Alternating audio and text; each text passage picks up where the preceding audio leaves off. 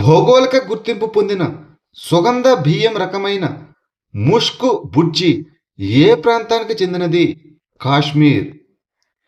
2023లో భౌగోళిక గుర్తింపు ట్యాగు పొందినప్పటికీ కాశ్మీర్కు చెందిన సుగంధ భరితమైన ముష్కు బుజ్జి బియ్యం ధర మరియు డిమాండ్ సంక్షోభాన్ని ఎదుర్కొంటున్నది. ఈ రకం బియ్యాన్ని సుమారు 5,000 నుంచి 7,000 అడుగుల ఎత్తులో పండిస్తారు మరియు ఇది దాని ప్రత్యేకమైన కస్తూరి సువాసన మరియు గొప్ప రుచికి ప్రసిద్ధి చెందింది. ఇటీవల వార్తల్లో కనిపించిన మెదక్ కోట ఏ రాష్ట్రంలో ఉంది? తెలంగాణ. తెలంగాణలోని మెదక్ జిల్లాలో ఉన్న చారిత్రాత్మక మెదక్ కోట జ్ఞాపకార్థం తపాలా శాఖ ఒక ప్రత్యేక తపాలా కవరును మరియు స్టాంపును విడుదల చేసింది. ఈ కోట 12వ శతాబ్దానికి చెందినది మరియు కాకతీయ రాజు అయిన ప్రతాపరుద్రుని పాలనలో నిర్మించబడింది. మొదట్లో మెతుకు దుర్గం అని పిలువబడిన ఇది ఒక ముఖ్యమైన సైనిక కమాండ్ పోస్టుగా మరియు పహారా కేంద్రంగా పనిచేసింది. ఈ ఇనిషియేటివ్ కోట యొక్క చారిత్రాత్మక వారసత్వాన్ని మరియు పర్యాటక సామర్థ్యాన్ని చాటి చెప్పడమే లక్ష్యంగా పెట్టుకుంది. జాతీయ క్రీడా అవార్డులు 2025 కింద రాష్ట్రీయ ఖేల్ ప్రోత్సాహన్ పురస్కార్ ఏ సంస్థకు లభించింది? Army Paralympic note, Pune. క్రీడల్లో అత్యుత్తమ ప్రతిభను గుర్తించి సత్కరించడానికి యువజన వ్యవహారాలు మరియు క్రీడల మంత్రిత్వ శాఖ 2025 జాతీయ క్రీడా పురస్కారాలను ప్రకటించింది. క్రీడల ప్రోత్సాహం మరియు అభివృద్ధిలో దాని పాత్రకు గాను పూణేలోని army Paralympic node Rashtriya Khel Protsahan పురస్కారాన్ని అందుకోనుంది.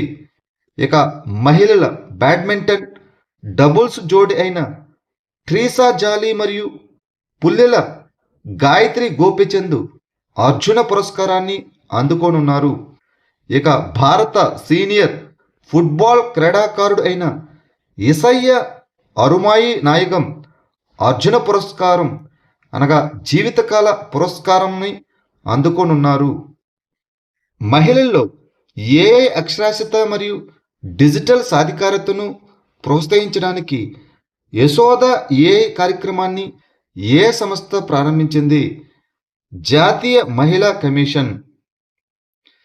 మహిళల డిజిటల్ సాధికారతను మరియు అభివృద్ధి చెందుతున్న సాంకేతికల్లో వారి భాగస్వామ్యాన్ని ప్రోత్సహించడానికి జాతీయ మహిళా కమిషన్ పంజాబ్లోని జలంధర్లో తన యశోద ఏఐ కార్యక్రమాన్ని ప్రారంభించింది. ఇది గత సంవత్సరం నుంచి నేషనల్ కమిషన్ ఫర్ ఉమెన్ నిర్వహిస్తున్న ఒక ఏఐ అక్షరాస్యత కార్యక్రమం. మహిళల ఏఐ అక్షరాస్యత, సైబర్ సెక్యూరిటీ మరియు సురక్షిత ఆన్లైన్ పద్ధతులను మెరుగుపరచడమే ఈ కార్యక్రమం యొక్క లక్ష్యం. న్యూఢిల్లీలో రక్షణ మంత్రి జెండా ఊపి ప్రారంభించిన all India girls high altitude long trek 2026 యొక్క పేరు ఏమిటి? అపరాజిత పరాంగల 2026.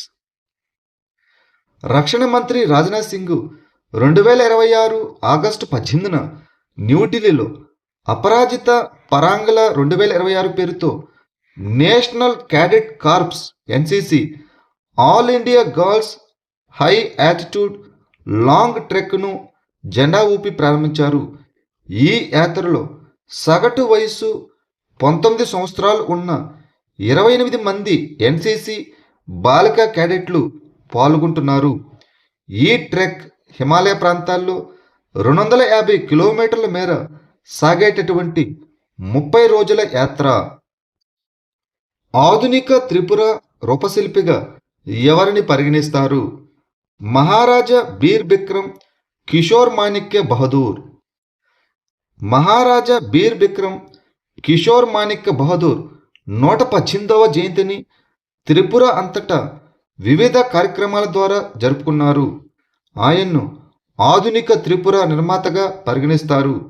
ప్రజా సంక్షేమం కోసం మహారాజు చేసిన సేవలు ఆదర్శాలు మరియు దార్శనికతను ముఖ్యమంత్రి ప్రముఖంగా ప్రస్తావించారు. మహారాజా బీర్ బిక్రమ్ చూపిన మార్గం మరియు దార్శనికతను అనుసరించి అభివృద్ధి చెందిన త్రిపురను నిర్మించాలని ప్రభుత్వం లక్ష్యంగా పెట్టుకుంది. నేల మరియు నీటి సంరక్షణ కోసం రీల్ అనే పోటీని ఏ రాష్ట్ర ప్రభుత్వం ప్రారంభించింది? మహారాష్ట్ర. నేల మరియు నీటి సంరక్షణపై అవగాహన కల్పించేందుకు మహారాష్ట్ర ప్రభుత్వం రాష్ట్రంలోని 36 జిల్లాల వ్యాప్తంగా reel for soil and water conservation అనే రాష్ట్ర స్థాయి పోటీని ప్రారంభించింది. 15-30 సంవత్సరాల వయసు గల యువత సంరక్షణ సంబంధిత అంశాలపై 30-60 సెకండ్ల నిడివి గల ఇన్స్టాగ్రామ్ రీల్స్ను రూపొందించి ఇందులో పాల్గొనవచ్చు.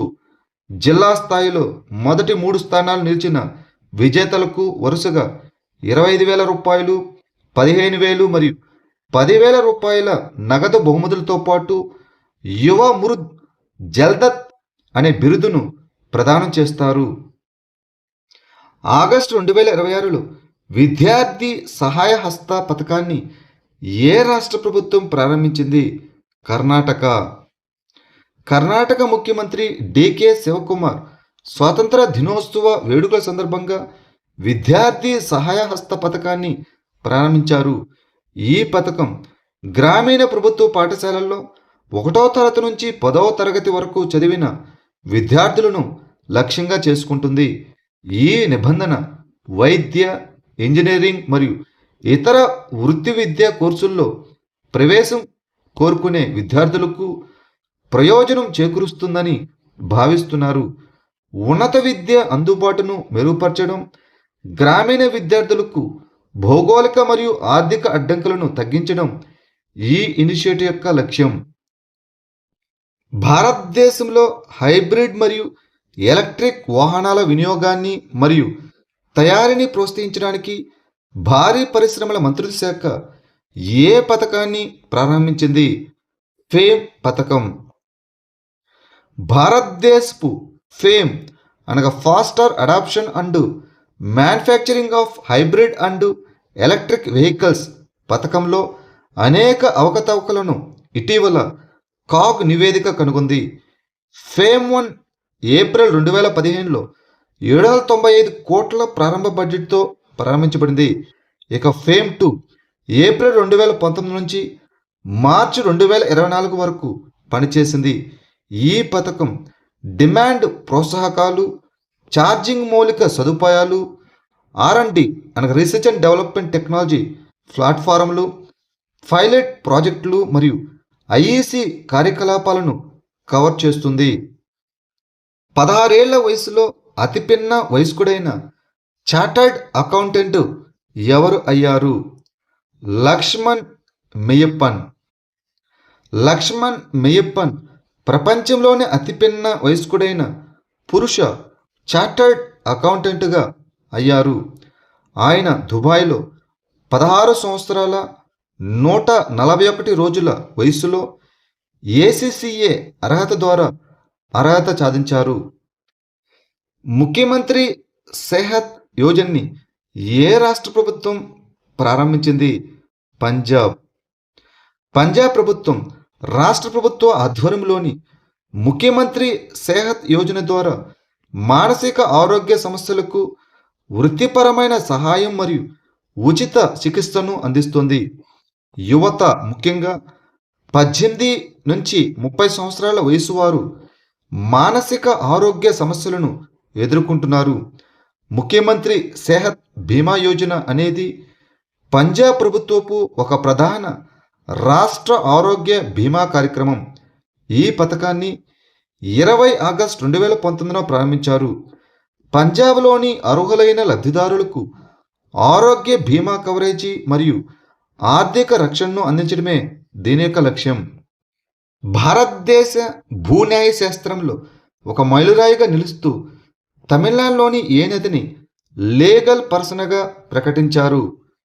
తామిరభరిణి లేదా పోరునై నది.